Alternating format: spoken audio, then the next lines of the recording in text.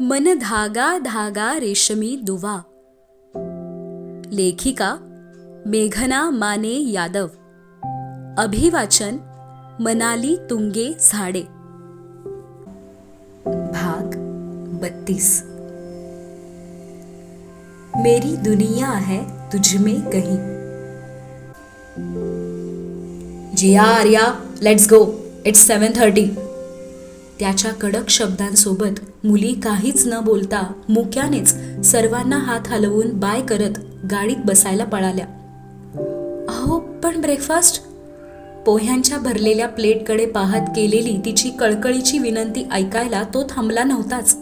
Blazer उचलून iPad पाहतच तो दाराकडे निघालेला. ती घाईत किचनमध्ये ट्रॉली उघडत छोटा डब्बा शोधला. कढईतील पोहे भरले पटकन आणि तीही धावलीच दाराच्या दिशेने. राजीव, फक्त 2 मिनिट थांबा, हा डबा घेऊन जा, ऑफिसमध्ये आरामात खा. पण उंबरा ओलांडत बाहेर पाऊल टाकलंच होतं की गेटमधून बाहेर पडणारी त्याची गाडी दृष्टीस पडली. ना गोड हसून त्याचं बाय, ना लवकर या हे तिचं आर्जव, ना गाडीत बसताना डोळ्यांच्या खाणाखुणा, ना गेटमधून गाडी बाहेर पडेपर्यंत आरशात एकमेकांना न्याहाळणं. आजचा दिवस असा विचित्र का उगवला आहे, हा विचार करत तिथेच बसली पायरीवर, पोटाशी डबा घट्ट कवटाळून, डोळ्यातलं पाणी काठांवर अडवून. राजीव, एक दिवसाआड हे घडायलाच हवं का? एक दिवस छान आणि एक कुरबुरीचा. काय बी नसलंय तुमचं आज. कालची रात्र किती गोड होती. मी बाल्कनीतून आत पळून आले आणि तुम्हीही पाठी. मग बेडवर बसून थोड्या गप्पा, जिया आर्याच्या शाळेच्या, आणि गप्पा करत करत कधी झोपलो समजलंच नाही. आणि सकाळ ती अशी का? झरझर आठवलेच सकाळचे प्रसंग. डोळे उघडले ते तिच्याच अलार्मने. वळून पाहिलं तर तो नव्हता. जिममध्ये पोहोचले असणार मेहराजी, हा विचार करत बाथरूमचे दार उघडण्याचा प्रयत्न, तर ते लॉक. पावसाने जाम झाले आहे का असे वाटून जोरात ढकललेही, पण उघडे ना. हे अजून आवरत आहेत का?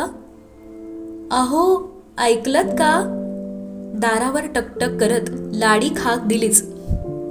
What do you want Megha? त्रासिक आवाजातच दार उघडलं. नॅपकिनने चेहरा पुसत मोबाईलमध्ये मेसेज चेक करतच तिला ओलांडून निघून गेला. ती जागीच स्तब्ध. असे काय हे? मी काय केलं? नुसती दारावर टकटक, त्यात काय एवढं चिडायचं? साधं गुड मॉर्निंग पण म्हणाले नाहीत.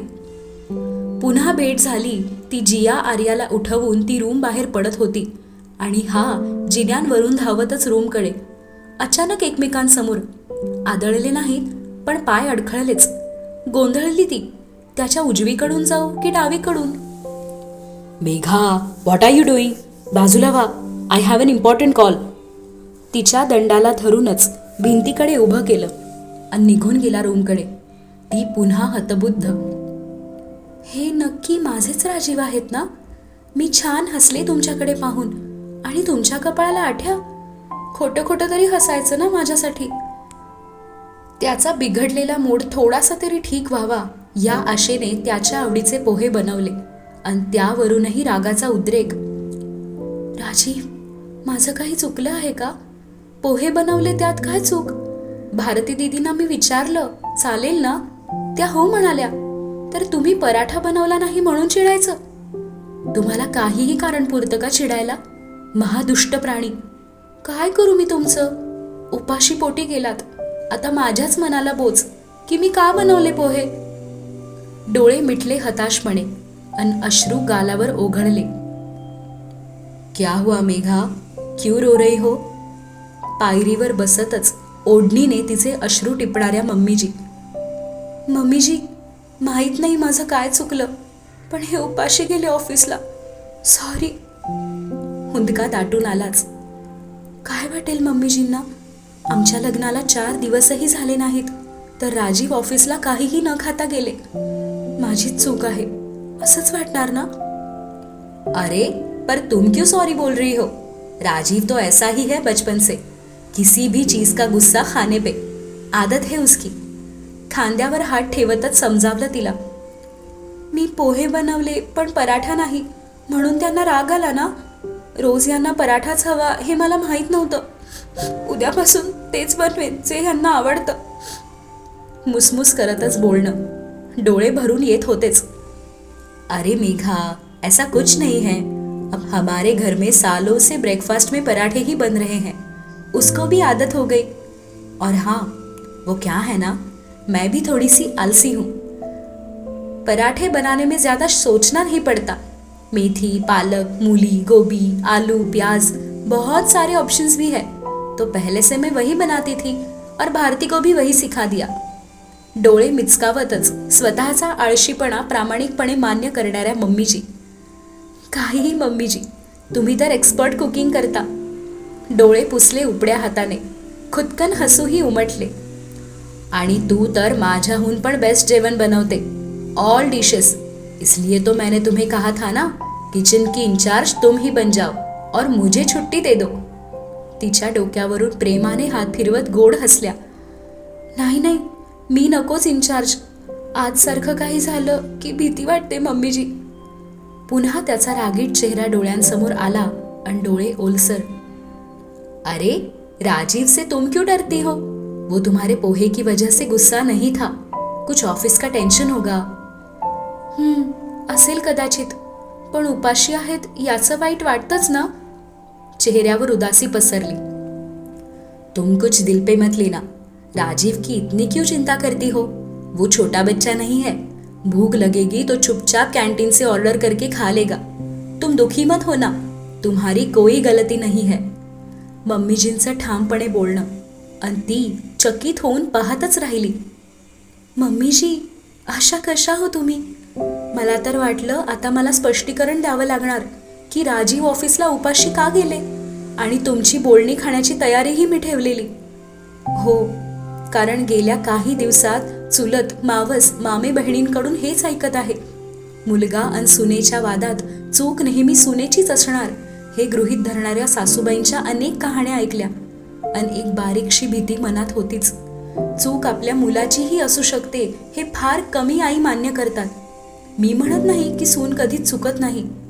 माणूस आहे, चूक होऊ शकते, पण दरवेळी चूक सुनेचीच असणार हे गृहीत धरून तिला दोषी ठरवणे हे आजही होत आहे 2015 सालात. आणि फक्त नवीन लग्न झालेल्या सुना नाही, तर लग्नाला 10-12 वर्ष झालेल्या माझ्या बहिणीही हा दुजाभाव सहन करत आहेत. आमचा मुलगा तर गुणी बाब्या आणि सून अवगुणी कार्टीच आहे, असंच काहीच. पण दरवेळी सुनेला दोषी ठरवून मुलाच्या चुकीच्या वागण्याकडे कानाडोळा करणे हे कितपत योग्य आहे? अशा परिस्थितीत त्या सुनेला सासरचं घर, ती नाती, तो संसार खरोखर आपलासा वाटेल का? आणि मग याच दोषारोपांचं दुःख तिच्या मनात साठत राहतं आणि सासू सुनेच्या नात्यातली दरी रुंदावत राहते. मम्मीजी, आज जे काही घडलं यात चूक माझी नव्हती हे मला माहीत आहे. पण तेच तुम्ही मला सांगणं, टेन्शन घेऊ नको समजावणं, हे सगळंच खूप जगावेगळं आहे. खरंच आदर्श सासू आहात तुम्ही आणि मी तुमची सून खूप खूप नशीबवान. मेघा, कहाँ खो गई? चलो अंदर जल्दी से, मुझे भूख लगी है. मुझे तो तुम्हारे हाथ के पोहे बहुत पसंद है. खांद्याला धरूनच हलवलं. गोड हसल्या आणि तिच्या मनावरचं ओझं नाहीसं झालंच. मेघाने उभं राहत त्यांनाही हात देऊन उठवलं. सासू सुनेची जोडगोळी हसतच आत निघाली. और हाँ, एक इम्पॉर्टेंट बात.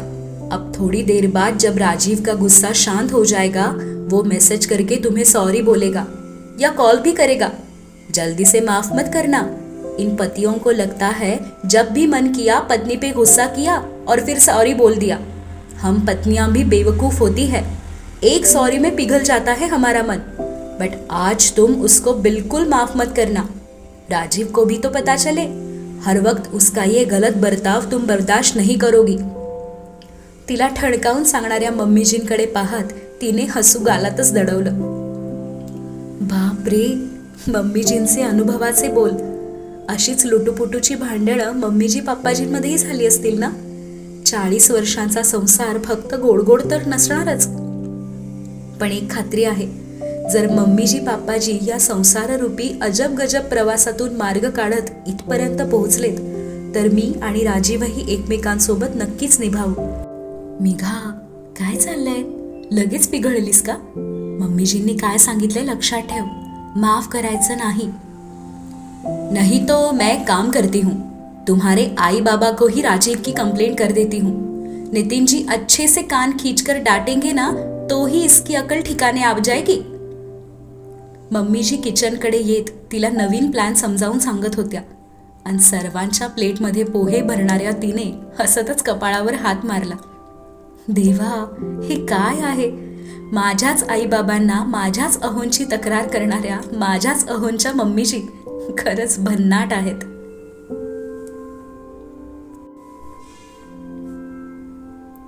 घड्याळाचे काटे धावत होते, तास पुढे सरकत होते आणि मम्मीजींनी म्हटल्याप्रमाणे बरोबर 9 वाजता पहिला मेसेज आलाच, सॉरी.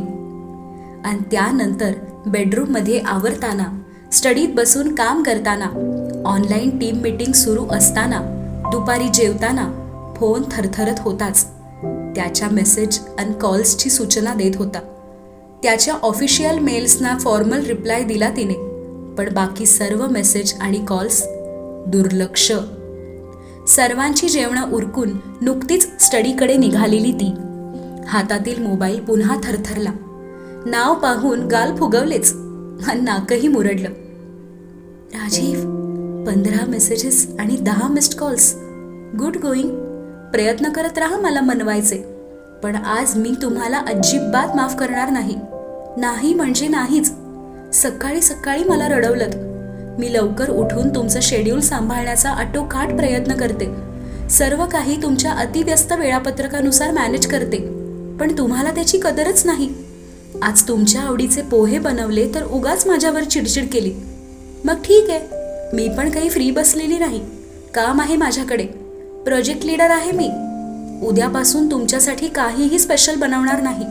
तुम्ही भारती दीदींच्या हातचे पराठेच खा. सर्वांसमोर माझ्यावर रागराग केलात, माझी काहीही चूक नसताना. मम्मीजी, पापाजी, रिधिमादी सगळ्यांचा मला सपोर्ट आहे. नशीब समजा की मी आईबाबांना तुमचं नाव नाही सांगितलं. दुष्ट मेहराजी, आता तुम्ही कितीही मनधरणी करा, मेघा काही तुम्हाला माफ करणार नाही. मनाशी पक्का निश्चय करतच स्टडीचे दार उघडले.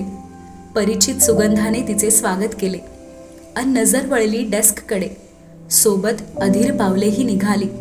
निशिगंधाचा भला मोठा गुच्छ, सोबत छोट्याशा कार्डवर चायनीज इंग्लिशमध्ये खरडलेलं, सॉरी मेघा. राजीव, ही ट्रिक जुनी झाली. आज काम करणार नाही.